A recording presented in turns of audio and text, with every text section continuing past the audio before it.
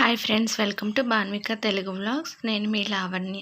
ఈ వ్లాగ్ వచ్చేసేసి బాలరాముని ప్రతిష్ఠించిన రోజు అనమాట. ఆ రోజు అందరూ ఆఫ్టర్నూన్ ఆ ప్రాణ ప్రతిష్ఠ జరిగిన టయానికి పూజ చేసుకోవాలని చెప్పారు కదండి.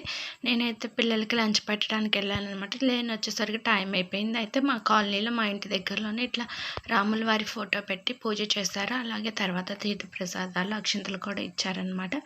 నేను కూడా ఇంకా స్కూల్ నుంచి వచ్చిన తర్వాత వెళ్ళానమాట.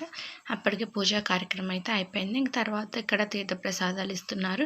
రాముల వారికి ఎక్కువగా వడపప్పు పానకం పెడతారు కదండి, అలానే ఇక్కడ కూడా వడపప్పు పానకం ఇచ్చారు. దాంతోపాటు అక్షింతలు కూడా ఇచ్చారనమాట. స్వామివారి దగ్గర పూజ చేసి అయితే ఇంకా అక్షింతలు కూడా తీసుకొని అయితే ఇంటికి వచ్చానమాట. అలాగే ఇంకా వేరే వాళ్ళు కూడా ఇచ్చారండి అక్షింతలు. అంటే డైరెక్ట్గా మా ఇంటికి అయితే ఎవరు రాలేదు.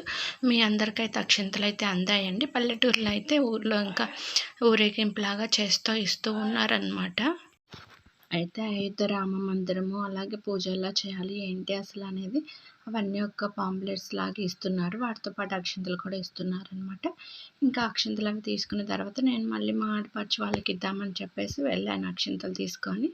అయితే నేను వెళ్ళేసరికి ఇంకా వాళ్ళకి వేరే వాళ్ళు ఇచ్చారంట అక్షింతలు.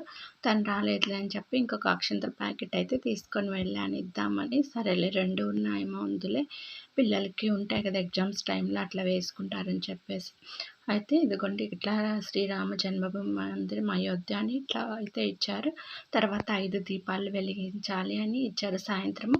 అయితే సాయంత్రం నేనైతే 5 దీపాలు వెలిగించాను. 2 దీపాలేమో దేవుడి దగ్గర, 2 దీపాలేమో మన ఇంటి మెయిన్ ద్వారం ఉంటుంది కదా 2 వైపులా, ఇంకొకటేమో తులసి చెట్టు దగ్గర. ఇంకా కాలనీలో అయితే ఇట్లా రోడ్డు మొత్తం ఇట్లాగా జై శ్రీరామ్ అని జెండాలు అయితే పెట్టారనమాట. ఒక పండుగ వాతావరణం అయితే నెలకొన్నది ఈరోజైతే. మా ఏరియాలో అయితే ఇలా చేశారు. మరి మీ ఏరియాలో ఎట్లా చేశారు ఏంటనేది నాకు కామెంట్ రూపంలో చెప్పండి. అలాగే అక్షింతలు మీకు అందాయి అయితే అక్షింతలు ఏం చేశారో అది కూడా చెప్పండి. మిగిలిన అక్షింతల్ని మనము పిల్లల తల మీద అట్లా వేసిన తర్వాత మిగిలినవి మనం దాచుకొని పిల్లలకి ఏదైనా శుభకార్యాలు జరిగినప్పుడు అలానే ఎగ్జామ్స్ టైంలో మనం ఏదైనా కొత్త ఇల్లు అట్లా కట్టుకునేటప్పుడు అట్లా ఉంచుకొని వేసుకోవచ్చు అనమాట. అలాగే మనం బీరువాలో డబ్బులు పెట్టే ప్లేస్లో కూడా పెట్టుకోవచ్చు. చాలామంది భద్రాచలం నుంచి అక్షింతలు తెప్పించుకొని పెళ్ళి కానీ పిల్లలకి అట్లా వేస్తూ ఉంటారు కదా. అలాగే ఈ రాముడు అక్షింతలు కూడా అన్ని రకాలుగా మనం ఉపయోగించుకోవచ్చు అండి శుభకార్యాలకి. ఏ శుభకార్యం మొదలు పెట్టినా కూడా నేనైతే ఇంకా మిగిలిన అక్షింతలు అయితే ఉంచాను. పిల్లలకి పుట్టినరోజులు అట్లా జరిగినప్పుడు మనం ఏదైనా కార్యక్రమం మీద బయటికి వెళ్ళేటప్పుడు వేసుకోవచ్చు అని చెప్పేసి ఇదైతే ఈ వ్లాగ్ అండి. మీరు దీపాలు వెలిగించారా లేదా చెప్పండి.